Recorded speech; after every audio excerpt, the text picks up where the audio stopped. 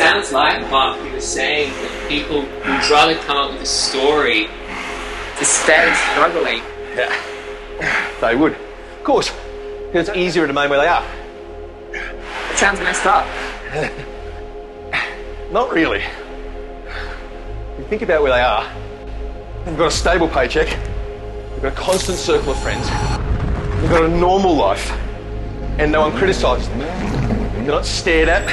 They're not ridiculed. If they remain the way that they are, everything remains simple. They'd rather struggle. What sense does that make to you? None whatsoever. We're on a mission to realise your potential. It's hard to find truth these days, isn't it? Look at this. Turn left hand. Things happening fast. I am different, I enlisted, fired up but not find the mischief. I am one to find time and listen, lighten up the entire district. I am one to take time and find it. If they hate, they can't ride beside it.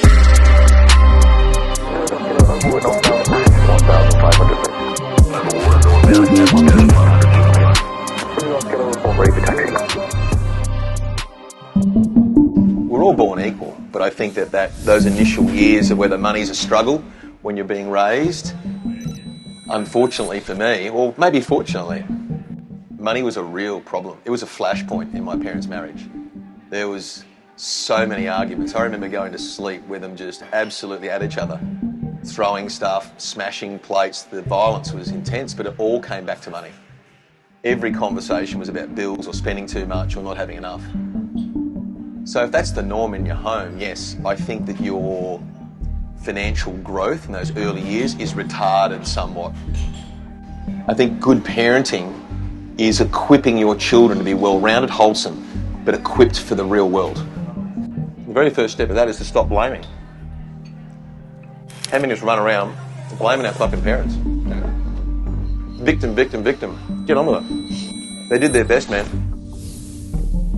They did their very best. It's over to you. And the amount of whining and complaining that I hear, I don't know about you, it's embarrassing. Fucking adults will pretend to be. And they're still blaming their parents in their 40s and 50s. I mean, for fuck's sake. Snap out of it.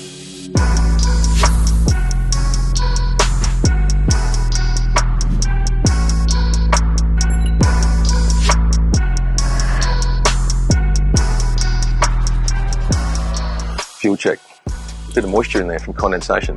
It says little balls on the bottom. It's from condensation. Hot, cold, hot, cold, hot, cold. That goes through the engine. Bad day.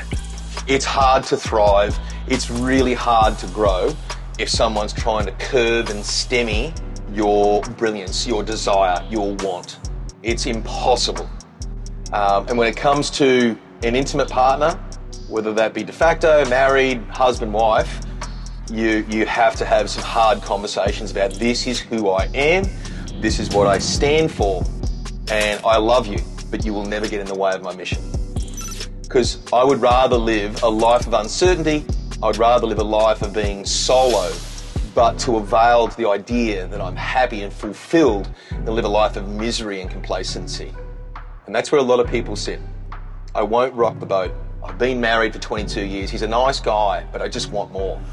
And they will acquiesce to that idea.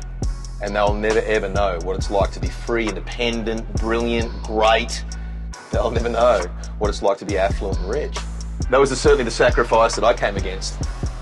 Was I had a partner that just did not want to live a big life and was quite okay with being negative towards the cause, would criticise, ridicule, and do whatever they possibly could to stand in the way. Fuck, they're cancer. They are cancer, dude. Cancer. Cancer. If you can't clear them out, you can't stand on your own 2 feet and say, this is what I stand for. This is who I am. This is my nature, my DNA. This is my fucking mission. This is who I am. If you can't remove yourself from that toxicity, you will always be mediocre. You'll always be average.